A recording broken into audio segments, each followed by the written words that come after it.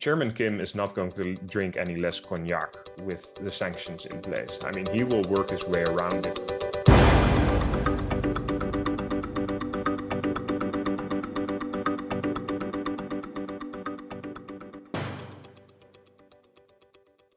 I think our main role, as our unique role of European Parliament, is that we are more or less have a more independent position.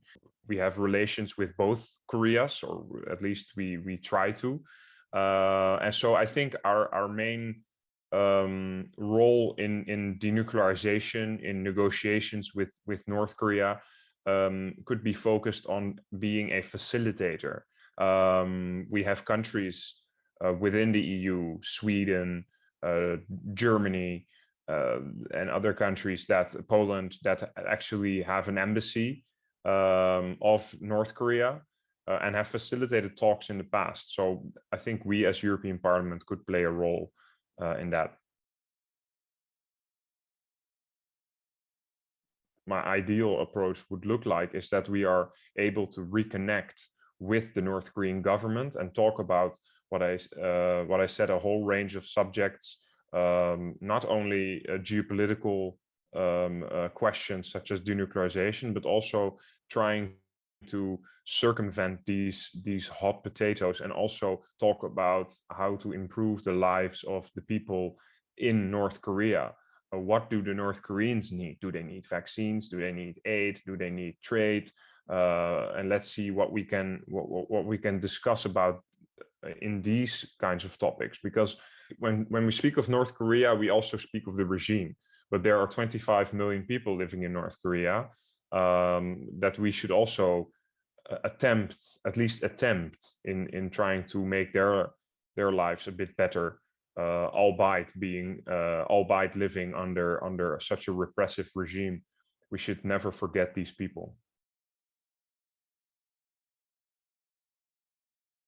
We tried to reach out before the summer, and it looked like there was going to be some form of engagement, or at least contact. But at a certain moment, all contact was, I don't know, it was cut off, and so far I haven't heard anything since. North Korea is trying to reconnect a little bit with the rest of the world. I think trade has resumed for the first time in months with the People's Republic of China. So I'm hearing stories that the country is willing to reopen, at least to the extent to which the country can open. So I hope that will happen in the near future, and I hope that it will happen this year. Their borders have now been closed for 2.5 years, also for tourists and foreign agencies for aid. It has all been closed off. I think they also need the foreign currency, the hard currency. So they're very much afraid of a potential outbreak of COVID. So I think they're going to wait it out until the winter and see how COVID develops. And well, if things go well, I hope they are willing to at least open up for diplomats, for foreign aid agencies, and then gradually also for tourists, and also for delegations like European Parliament, maybe to reconnect with them, visit their country, or they have embassy personnel talking to members of parliament.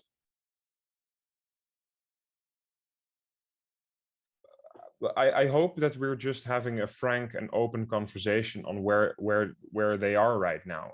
The only sources we're having on where they stand on potential talks, not only on denuclearization, but also on other talks, opening up for trade, opening up for aid. I sent a proposal on sending vaccines on behalf of we asked the European Commission to offer vaccines to the DPRK. We never really got a reply. So yes, I'm just willing to hope they're willing to talk about anything. So not just only on denuclearization, but which is obviously the big fish, but also on other a whole range of other subjects that could be of benefit for especially for the North Korean people.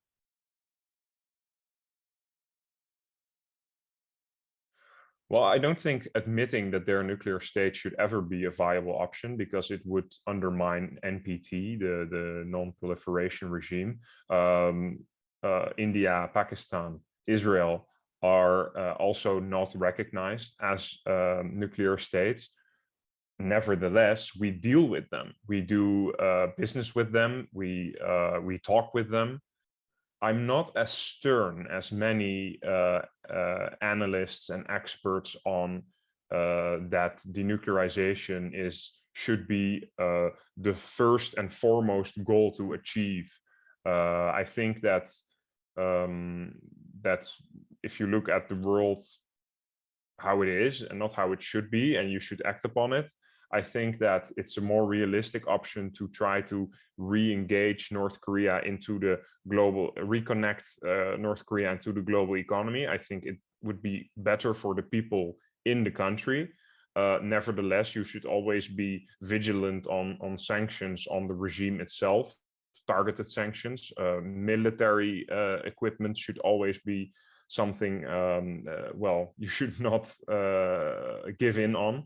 But I do think we should also try to work around this nuclear issue, and also try to deal with trying to put North Korea a bit out of its isolation. And I think then in the long run that could benefit talks on denuclearization. I think that sanctions as a foreign policy tool to change the behavior of a regime or dictatorship is not something with a great track record. I mean, if you look at putting sanctions on a regime, the regime will work its way around it. The elites in the country will work their way around it. The people who you target most is the regular people. So I think that when putting sanctions on such a regime as North Korea will embolden the regime. So they are now able to say, well, your life is to their population. Well, your life is not impoverished because of our destructive economic policies and our corrupt political system. No, your life is miserable because of the Yankee blockade.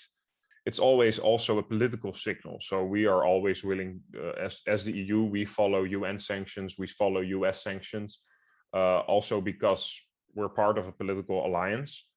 But you also should take into account there are other political alliances, and that is China. And China sees North Korea as a buffer state, as a necessary buffer state in the region, and they will continue to be a lifeline for the regime. So again, if you look at the world how it is and not how it should be, this is how the world is, and I think you should deal accordingly.